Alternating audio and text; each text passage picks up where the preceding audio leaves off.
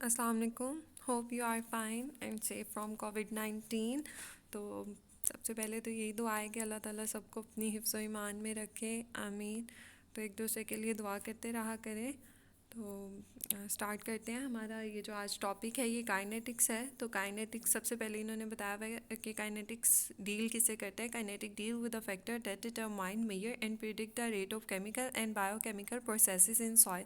Soil में जो भी केमिकल प्रोसेस हो रहे हैं उसको डिटरमाइन करने के लिए हम काइनेटिक्स को यूज़ करते हैं। और इसी तरह काइनेटिक या काइनेटिक पैरामीटर्स का जो भी नॉलेज होता है वो साइंटिस्ट किस लिए यूज़ करते हैं, ये भी सेकंड पॉइंट में लिखा है। To determine such things at the rate of mineralization of material in soil and consequently the rate at which the nutrients can be delivered to the plant. Mineralization क्या होती है? मिनरलाइजेशन एक्चुअल में होती है कि ऑर्गेनिक मैटर में जो भी केमिकल कंपाउंड्स हैं जब वो डिकम्पोज होते हैं तो उनमें से जो न्यूट्रिएंट्स सॉल्यूबल इनऑर्गेनिक फॉर्म में रिलीज होते हैं ना, वो मिनरलाइजेशन कहलाती है। क्योंकि जब वो सॉल्यूबल इनऑर्गेनिक फॉर्म में रिलीज होते हैं तो वो प्लांट्स के लिए अवेलेबल होते हैं। ठीक है, इसे मिनरलाइजेशन कहते हैं। इसका ऑपोजिट इमोबिलाइजेशन होता है मिनरलाइजेशन का, क्योंकि जो न्यूट्रिएंट्स इमोबिलाइज हो जाते हैं वो प्लांट्स को अवेलेबल नहीं होते। ठीक है, प्लांट्स उन्हें अपटेक नहीं कर सकते। थर्ड पॉइंट है kinetic is also employed to determine how quickly environmental contaminants will be removed. ये एक तरह से इसकी एप्लीकेशन है काइनेटिक्स की, कि किसी भी इन्वायरमेंट से कंटेमिनेंट्स को कैसे रिमूव कर सकते हैं और हम कब रिमूव मतलब remove will be remove from an environment. कब रिमूव होता है? When a radio active compound has decayed to a point where it can be safely handle. जहाँ पर रेडियो एक्टिव एलिमेंट इतना डिके हो जाए, मतलब उसकी हाफ लाइफ तो वैसे होती है जहाँ पर वो हाफ डिके हो जाए, लेकिन ये इतना डिके हो चुका हो कि उसको ईजिली हैंडल किया जा सके। मज़ीद के मतलब आप इस तरह कह सकते हैं कि वो मज़ीद इतनी जल्दी डिके प्रोसेस में ना जाए। ठीक है, ये काइनेटिक्स का थोड़ा सा इंट्रोडक्शन था।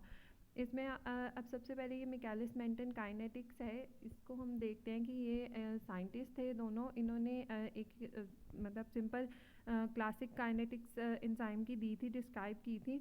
तो इनकी इक्वेशन से स्टार्ट करते हैं। ये इक्वेशन थी V is equals to V maximum into substrate over Km+S, मतलब सबस्ट्रेट। तो ये जो लेफ़्ट साइड पर V है ये वेलोसिटी ऑफ द रिएक्शन, और ये राइट साइड फार्मूला में V मैक्सिमम जो लिखा हुआ है ये maximum velocity of the reaction होती है। और ये कब होती है? When the enzyme is saturated with substrate. मतलब कि जितने एंजाइम हो उतने ही सबस्ट्रेट प्रेजेंट हो, दोनों एक दूसरे को सेटिस्फाई कर रहे हो। मतलब कोई ज़्यादा ना हो कि या एंजाइम ज़्यादा ना हो या सबस्ट्रेट ज़्यादा ना हो। और S जो है वो सबस्ट्रेट की कंसनट्रेशन को शो कर रहा है। Km जो है ये कांस्टेंट वैल्यू होती है। और इसको हम कैसे फाइंड कर सकते हैं? इसको V मैक्सिमम ओवर 2 पर अगर आप डिवाइड करें तो आपके पास Km की वैल्यू आ जाएगी। अब नीचे इस ग्राफ को देखें। इस ग्राफ के ज़रिए अब आप देखें हम कैसी चीज़ों का पता लगाते हैं। सबसे पहले आप इसमें से आप इसकी मैक्सिमम वेलोसिटी फाइंड आउट कर सकते हैं, वी मैक्सिमम फाइंड आउट कर सकते हैं। कैसे? जहाँ पर देखें ये जाकर सैचुरेटेड लाइन स्ट्रेट हो रही है, ये ऑलमोस्ट अगर आप इस तरफ से देखें ना तो ये 8 के सामने जाकर स्ट्रेट हो रही है। तो इसका मतलब कि जो इसकी 8 है वो वी मैक्सिमम होगी। उसके बाद हमने कहा कि जो के एम होती है वो वी मैक्सिमम का हाफ होती है। ठीक है, वी मैक्सिमम ओवर 2 होती है। तो आप 8 को अगर 2 पर डिवाइड करें तो इसका मतलब कि ये जो 4 है ये हमारे पास इसकी ये जो 4 है ये हमारे पास इसकी के एम की वैल्यू होगी। अगर के एम की वैल्यू है तो अब हम के एम की वैल्यू पर हम सबस्ट्रेट भी फाइंड आउट कर सकते हैं। 4 से देखें, ये 4 है, 4 से नीचे की तरफ को अगर आप देखें जहाँ से ये 4 की लाइन लाई कर रही है तो ये तकरीबन 1 और 2 के दरमियान में बन रही है। इसका मतलब कि सबस्ट्रेट की कंसनट्रेशन के एम पर 1 और 2 के मिड में होगी। ठीक है, सम अबाउट 1 से लेकर 2 के दरमियान में ही होगी। तो इसका मतलब कि अगर हमें ग्राफ गिवन हो तो हम ग्राफ से भी थोड़ी बहुत वैल्यूज़ पता लगा सकते हैं। जैसे कि वी मैक्सिमम है, अगर वी मैक्सिमम पता चल जाए तो के एम सिंपल उसको वी मैक्सिमम को 2 पर डिवाइड करें तो के एम आ जाएगा। ठीक है, उसके बाद अब हमारे पास है first order reaction. First order reaction जो होता है सबसे पहले इसमें जो रिएक्शन रेट होता है वो डायरेक्टली प्रोपोर्शनल होता है कंसंट्रेशन के। यही इन्होंने फर्स्ट लाइन में लिखा है ना, first order reaction the reaction rate is directly proportional to the concentration of one of the reactant. ठीक है, अब फर्स्ट ऑर्डर रेट अगर हमने फाइंड आउट करना है तो कैसे फाइंड आउट करेंगे? V is equals to delta S over delta T. अब इसको हम एक कांस्टेंट वैल्यू के इक्वल अगर लेते हैं तो हमने कहा था कि ये डायरेक्टली प्रोपोर्शनल है सबस्ट्रेट के। तो simple V is equals to K S. अब ये नीचे इन्होंने लिखा हुआ है जो वी है वो वेलोसिटी, या इसको आप रिएक्शन रेट भी, वेलोसिटी रिएक्शन रेट एक ही बात है। Delta S over delta T जो है वो सबस्ट्रेट कंज्यूम पर इंक्रीमेंट ऑफ टाइम, इसका मतलब है कि जैसे जैसे टाइम बढ़ता जा रहा है कितना सबस्ट्रेट कंज्यूम हो गया, ये उसको शो करता है। के जो है वो कांस्टेंट, अगर इसको देखें तो के जो है वो कांस्टेंट फ्रैक्शन है, और एस जो है वो substrate concentration present at that time, कि हमारे पास उस टाइम पे कितना सबस्ट्रेट प्रेजेंट होगा। सेकेंड है zero order reaction. Zero order reaction जो होते हैं इसमें रेट या वेलोसिटी, आप जो मर्जी कह लें कि वो रेट या वेलोसिटी इंडिपेंडेंट होती है कंसनट्रेशन की, उस कंसनट्रेशन उस पर कोई इफेक्ट नहीं करती वेलोसिटी पर या रिएक्शन रेट पर। A reaction is said to be of zero order if its rate is independent of the concentration of reactant, ठीक है, कि कंसनट्रेशन पर डिपेंड नहीं करती रिएक्टेंट की। In a zero order reaction the reaction rate is unaffected by the substrate concentration, जब वो concentration पर डिपेंड ही नहीं कर रही तो कितना सबस्ट्रेट प्रेजेंट है ये भी इफेक्ट नहीं करेगा रिएक्शन रेट को। तो सिंपल इसका फॉर्मूला देखें, V is equal to delta S over delta T is equal to K क्यों आया है सिर्फ कांस्टेंट, क्योंकि हमने अभी कहा कि वो उस पर डिपेंड नहीं करती, सबस्ट्रेट की कंसनट्रेशन पर डिपेंड नहीं करती, ठीक है। तो वो delta S over delta T अभी हमने पीछे भी देखा था, ये होता है सबस्ट्रेट कंज्यूम्ड पर इंक्रीमेंट ऑफ टाइम, कि जैसे जैसे टाइम बढ़ रहा है सबस्ट्रेट कितना कंज्यूम हो गया है। अब इसकी ये देखें, the linear form of this equation is S T is equal to S not minus K T, ये इसकी लीनियर फॉर्म है इक्वेशन की, कि एस टी जो है वो है कि सबस्ट्रेट जब जितना उन्होंने टाइम दिया होगा कितना, उसके बाद हमारे पास है एस नॉट जितनी अमाउंट सबस्ट्रेट की प्रेजेंट होगी, इनिशियल आप इसको कह सकते हैं, और के हमारे पास कांस्टेंट वैल्यू, टी हमारे पास टाइम है। अब आप ये देखें, ये एक न्यूमेरिकल का डेटा दिया हुआ है कि अगर आपके पास के जो है वो 10 ग्राम पर डे है, एस नॉट, ये एस नॉट है, सॉरी एस नॉट जो है वो 45 kg है, और टाइम जो है वो 3 days है। आप सिंपल इस लीनियर इक्वेशन में वैल्यूज़ पुट करें तो आपके पास एस टी की वैल्यू आ जाएगी, ठीक है, कि सबस्ट्रेट जो है वो तीन इन्होंने टाइम हमें 3 days दिया है, तो 3 दिन के बाद सबस्ट्रेट कितना अवेलेबल रहेगा। ये इसको सॉल्व भी किया हुआ है, इसको सॉल्व कर लें एंड खुद देख भी लें। हमने फर्स्ट ऑर्डर रेट की बात की थी, तो हमारे जो सिलेबस में कंटेंट में हमने करना है वो ज़ीरो ऑर्डर नहीं करना, सिर्फ फर्स्ट ऑर्डर प्रोसेसेस हैं। इसी से रिलेटेड हमारे सैम्पल प्रॉब्लम्स भी आएंगे, और माइकल मेंटन जो भी था, नाम नहीं याद आ रहा, उससे रिलेटेड भी आएंगे। तो जस्ट हमने यही करना है, ज़ीरो ऑर्डर नहीं करना है, ठीक है। तो ये साइंटिस्ट था सेगल, 1976 में इसने ये फर्स्ट ऑर्डर रेट्स जो है ये फाइंड आउट किया था।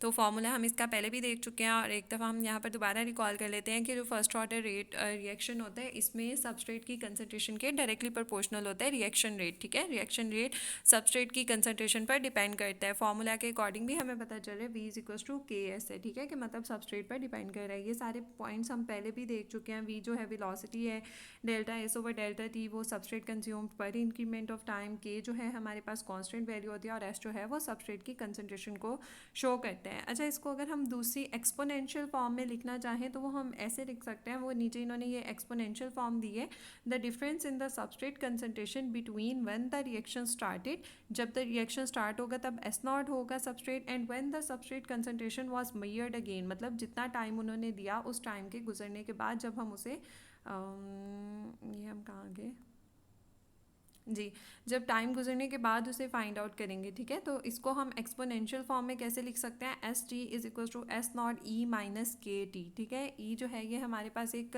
कांस्टेंट वैल्यू होती है। वैसे आप इसको कैलकुलेटर पर अगर साइंटिफिक कैलकुलेटर है तो वो डायरेक्ट इसको लिखें तो हो जाएगा। वैसे इसकी वैल्यू होती है 2.72, हाँ राउंड अबाउट करें तो 2.72 इसकी वैल्यू होती है, ठीक है। तो इसकी पावर है माइनस के टी, ये हमारे पास इसकी एक्सपोनेंशियल फॉर्म थी। अगर नेक्स्ट पॉइंट देखें, first order processes proceed slower as the time progresses, जैसे जैसे टाइम गुजरता जाता है इसका रिएक्शन रेट स्लो होता जाता है, and the substrate run out, और सबस्ट्रेट कंज्यूम होता जाता है। तो ऑब्वियसली जितना सबस्ट्रेट हमारे पास स्टार्टिंग पे प्रेजेंट था, आफ्टर टाइम वो उतना नहीं रहेगा, ठीक है, वो कंज्यूम हो चुका होगा। तो एक्सपोनेंशियल फॉर्म को अब अगर हम लीनियर फॉर्म में लिखना चाहें, ठीक है, तो ये इसकी लीनियर फॉर्म है। लीनियर फॉर्म के लिए हमें दोनों साइड पे नेचुरल लॉगरिथम लेना पड़ेगा। तो जब हम लॉग लेंगे, वैसे तो ये सारा डेरिवेशन से आता है तो हमें डेरिवेशन करने की ज़रूरत नहीं है, जस्ट हमने फार्मूला याद रखने हैं। ऊपर वाली जो है वो एक्सपोनेंशियल फॉर्म है, ये वाली एक्सपोनेंशियल है, और ये जो नीचे वाली है हमारे पास नेचुरल लॉग वाली, ये हमारे पास लीनियर फॉर्म है, ठीक है। Natural log of S T is equal to natural log S not minus K T, ठीक है, ये आपने बस याद रखना है। अच्छा, इसमें ऐसे कर सकते हैं कि अगर हमें के या टी की वैल्यू फाइंड आउट करने के लिए दी हो तो वो हम इस इक्वेशन से ज़्यादा इजीली फाइंड आउट कर सकते हैं लीनियर से, क्योंकि इस वाली में तो देखें वो के टी जो है वो पावर में है ना, तो पावर से उसको कन्वर्ट करना, नीचे डिजिट बनाना पूरा, वो ज़रा एक मुश्किल प्रोसेस है। तो हम ये लीनियर फॉर्म की इक्वेशन तब यूज़ कर सकते हैं जब हमने के या टी फाइंड आउट करना हो। वैसे वो सॉल्व करेंगे क्वेश्चन तो पता लग जाएगा कि कौन सी वाली यूज़ करने से इजीली आंसर आएगा। ओके, ये हमारे पास एक एग्जांपल है, इसको देख लेते हैं फर्स्ट ऑर्डर रेट की। What percent of the substrate will remain in a first order process after 7 days if the first order rate constant is 0.12 per day. ठीक है, तो अब उन्होंने हमसे पूछा है कि कितना सबस्ट्रेट रह जाएगा आपके पास, ठीक है, अवेलेबल होगा आफ्टर 7 days। तो इसका मतलब हमने एस टी फाइंड आउट करना है। इन्होंने हमें इनिशियल सबस्ट्रेट नहीं दिया हुआ, अगर इनिशियल नहीं गिवन तो ऑब्वियसली कि वो स्टार्टिंग में 100% ही होगा। कोई भी चीज़ जब शुरू में आपके पास आए तो वो पूरी होती है 100%, टाइम कंज्यूम होने के बाद उसकी परसेंटेज कम होगी ना। तो इसमें हमने एस नॉट को 100 ले लेना है। आप एक्सपोनेंशियल इक्वेशन में इसकी वैल्यूज़ पुट करें, s T is equal to S not e की पावर माइनस के टी। आप इस सिंपल इसको वैल्यूज़ को पुट करें, ई की वैल्यू 2.718 होती है, इसको राउंड अबाउट करके लिख लें, 2.72 लिख लें तो भी कोई मसला नहीं है। और इसको यूलर नंबर्स कहते हैं, ये लास्ट पे लिखा भी होगा रेड कलर में, यूलर्स नंबर, ठीक है, 2.718। आप सिंपल वैल्यूज़ पुट करें तो आपका आंसर आ जाएगा। अच्छा, अगर उन्होंने हमसे पूछा हो कि कितना मैटर जो है वो डीकम्पोज्ड हो गया है, ठीक है, तो डीकम्पोज्ड कितना हुआ होगा, और जितना आपके पास रिमेनिंग है, अगर आपके पास इनिशियल पे जितना था उसमें से ये रिमेनिंग माइनस कर दे, इसका मतलब आपको डीकम्पोज्ड का पता लग जाएगा कि ये डीकम्पोज्ड कितना मैटर आपके पास लास्ट पर रह गया है। ये जो नीचे हमारे पास डाटा है ना, ये एक और एग्जांपल का है, ये ऊपर वाले एग्जांपल से कंबाइन नहीं है, ये अलग है। इसमें उन्होंने अगर कहा है कि आपके पास एस नॉट जो है वो 145 kg हो और आफ्टर 7 days आपने फाइंड आउट करना है कितना डिकम्पोज हो जाएगा, और ये उन्होंने के की वैल्यू दी हुई है, ठीक है। तो इसमें आपने सिंपल पहले फार्मूला में वैल्यू पुट करके आपने वैल्यू पुट करके एस टी फाइंड आउट कर लेना है। ये आपके पास एस टी आ गया, ठीक है।